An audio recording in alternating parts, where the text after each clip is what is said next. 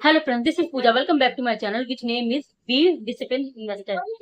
Previous video में मैंने detail में बताया था कि म्यूचुअल फंड क्या होता है, ये कैसे काम करते हैं, हमें म्यूचुअल फंड में क्यों इन्वेस्ट करना चाहिए, as a beginner mutual fund में क्यों इन्वेस्ट करना चाहिए, अगर कोई फाइनेंशियल प्लानिंग है या फाइनेंशियल गोल तक पहुंचना है या फिर कोई फाइनेंशियल फ्रीडम अचीव करनी है तो हम म्यूचुअल फंड में ही क्यों इन्वेस्ट करते हैं।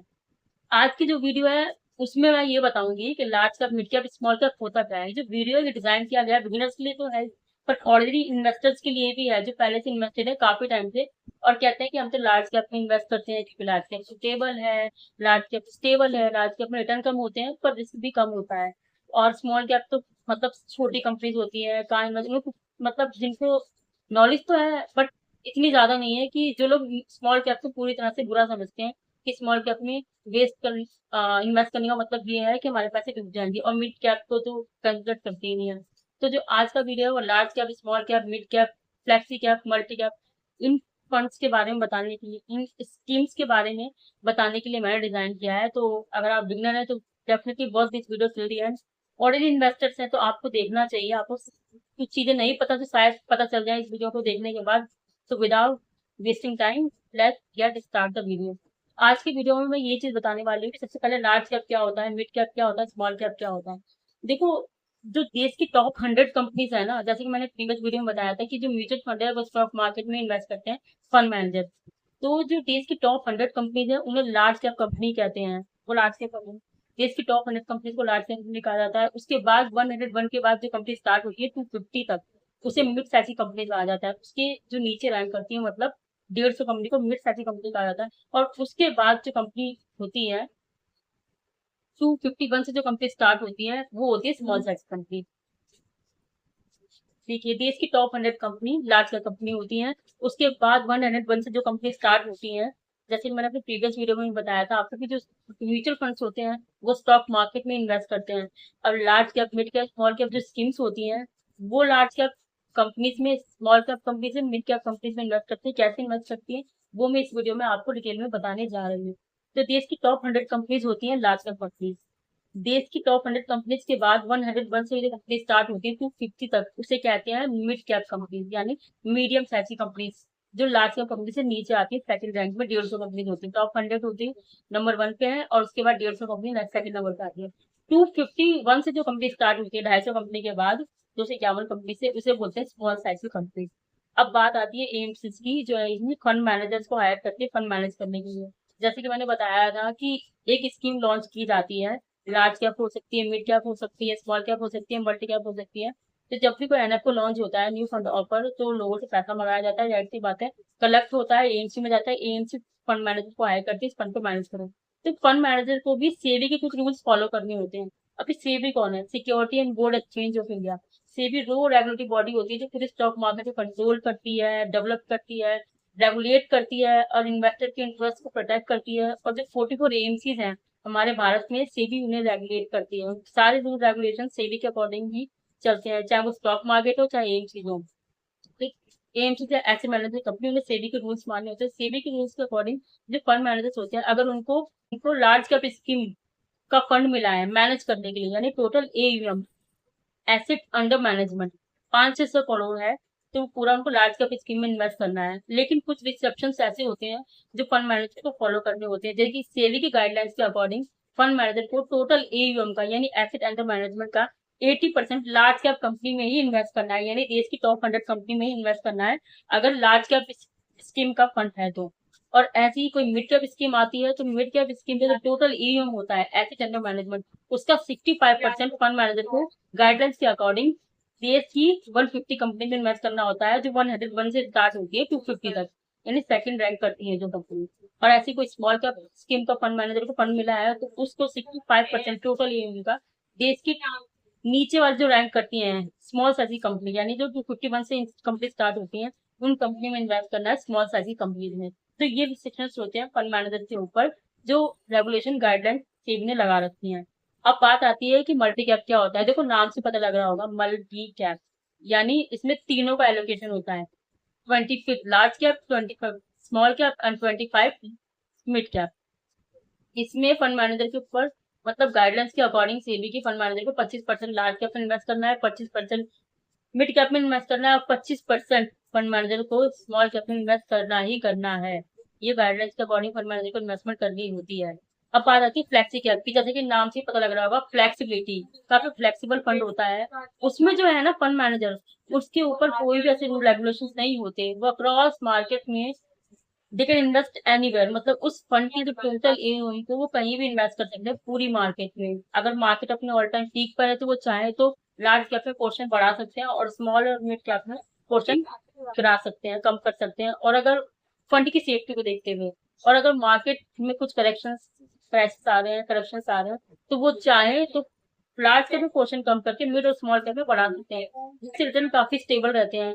कुछ फंड मैनेजर्स फंड की सेफ्टी को देखते हुए लार्ज कैप में थोड़ा ज्यादा बायस रहते हैं फ्लेक्सी कैप में, क्योंकि इस तरह से जो फंड होता है वो काफी स्टेबल वर्क करता है, रिटर्न इतने जनरेट नहीं होते, लेकिन फंड की सेफ्टी बनी रहती है। तो सबसे पहले बात आती है कि हमें किस में इन्वेस्ट करना चाहिए। देखो, सबसे पहली बात तो ये है कि जो लोग कहते हैं कि नहीं मेरे लिए लार्ज कैप बेटर है, क्योंकि मुझे स्टेबल रिटर्न चाहिए और रिस्क ज्यादा नहीं चाहिए। सही है, उनको लगता है कि वो ज्यादा रिस्क नहीं ले सकते, स्टेबल रिटर्न के लिए वो तैयार है। लेकिन अगर वो खुद से कह रहे हैं कि हाँ हम रिस्क ले सकते हैं, लॉन्ग टर्म विजन लेके चल रहे हो, है ना, ग्रोथ पोटेंशियल क्यों लूज कर रहे हो मिड कैप और स्मॉल कैप का। जो लोग एक लॉन्ग टर्म विजन के साथ इन्वेस्ट कर रहे हैं, चाहे कि हायर एजुकेशन है या फिर घर लेना है, बाइक लेनी है, गाड़ी लेनी है, इन सब चीजों के लिए इन्वेस्ट कर रहे हैं, 10-20 साल का विजन लेके चल रहे हैं, वो लोग लार्ज कैप को मतलब एक अच्छा ऑप्शन समझ सकते हैं। बट मेरा मानना ये है कि आप लोग मिड कैप और स्मॉल कैप को भी कंसिडर कर सकते हो, क्योंकि स्मॉल कैप में कचरा नहीं है सारा। बहुत सी ऐसी ऐसी स्मॉल कैप स्कीम्स हैं, कंपनीज हैं, जो पोटेंशियल रखती हैं लॉन्ग रन में मिड कैप बनने का और मिड कैप से लार्ज कैप बनने का। और कुछ म्यूचुअल फंड स्कीम्स ऐसी हैं जिसने सिंस इंसेप्शन से, जब से वो स्कीम्स आई है, इन्होंने अच्छी रिटर्न जनरेट किए हैं स्मॉल कैप में, और बेंचमार्क को लगातार बीट करती आई हैं। कुछ मिड कैप ऐसी हैं जिन्होंने अपने बेंचमार्क को कम्प्लीटली लगातार बीट किया है। तो क्या होता है ना कि हम ऐसे कंसिडर नहीं कर सकते कि नहीं हम लार्ज कैप की तरफ ही रहेंगे, मिड कैप की तरफ रहेंगे। हाँ, लेकिन आपको खुद को पता है कि आपके ऊपर कितनी लायबिलिटीज है, आपकी क्या एज है, आपकी क्या सैलरी है, और आपकी किस तरफ ज्यादा मतलब इन्वेस्ट कर सकते हो, रिस्क ले सकते हो कि नहीं ले सकते हो, ग्रोथ पोटेंशियल नहीं चाहिए तो फिर ठीक है, आपके लिए लार्ज कैप बेस्ट है। पर जो लोग तीनों में एलोकेशन चाहते हैं कि मुझे लार्ज में भी चाहिए, स्मॉल में भी चाहिए, मिड में भी चाहिए, बट मेरे पास इन्वेस्ट करने के लिए सिर्फ 2,000 रुपए या फिर 1,000 रुपए है, तो उनके लिए मल्टी कैप और फ्लेक्सी कैप बेटर है। हाँ, जो लोग कह रहे हैं कि मैं अभी अर्ली स्टेज पे हूँ, मैं रिस्क ले सकता हूँ, पर मेरे पास इन्वेस्ट करने के लिए सिर्फ 1,000 रुपीज है, वो लोग मल्टी कैप को कंसिडर कर सकते हैं, क्योंकि इसमें इनको तीनों में एलोकेशन मिलेगा। और बचा हुआ जो 25% है वो फंड मैनेजर अपनी एक्सपर्टीज के अकॉर्डिंग कहीं भी इन्वेस्ट कर सकते हैं। तो लार्ज, मिड कैप और स्मॉल कैप तीनों का एलोकेशन मिलेगा, जिससे कि क्या होगा ना, लार्ज कैप की स्टेबिलिटी भी उनको मिलती रहेगी और मिड कैप और स्मॉल कैप का ग्रोथ पोटेंशियल भी उनको मिलेगा। तो अब तक तो आपको क्लियर हो गया होगा कि large cap, mid cap, small cap होते गए हैं, ये कैसे इन्वेस्ट करते हैं। फंड मैनेजर्स जो होते हैं वो अपनी एक्सपर्टीज के अकॉर्डिंग इन्वेस्टमेंट करते हैं। जैसे कि मैंने पहले बताया, 80% फंड मैनेजर को लार्ज कैप का लार्ज कैप कंपनी में इन्वेस्ट करना होता है, जो लार्ज कैप स्कीम है। 65% अगर मिड कैप का फंड आया है तो मिड कैप स्कीम में इन्वेस्ट करना होता है 65%। 65% अगर पास कोई मिड कैप स्कीम आई है तो जाहिर सी बात है 101 से जो कंपनी स्टार्ट होती है तो 50 तक 150 कंपनी पैकेज पे रैंक करती है, उसमें इन्वेस्ट करना होता है। 65% अगर कोई स्मॉल कैप फंड आया है तो उसके बाद जो कंपनी स्टार्ट होती है 251 से, वो होती है स्मॉल साइज की कंपनी, उसमें फंड मैनेजर को अपना 35% इन्वेस्ट करना ही होता है रूल्स एंड रेगुलेशन के अकॉर्डिंग। वरना फंड मैनेजर चाहे तो वो अच्छे रिटर्न जनरेट करने के लिए थोड़ा अपने अकॉर्डिंग इन्वेस्टमेंट कर सकते हैं, पर कुछ गाइडलाइंस रहती होती है फंड मैनेजर को फॉलो करनी होती है सीवी। तो ये होता है large cap, mid cap, small cap.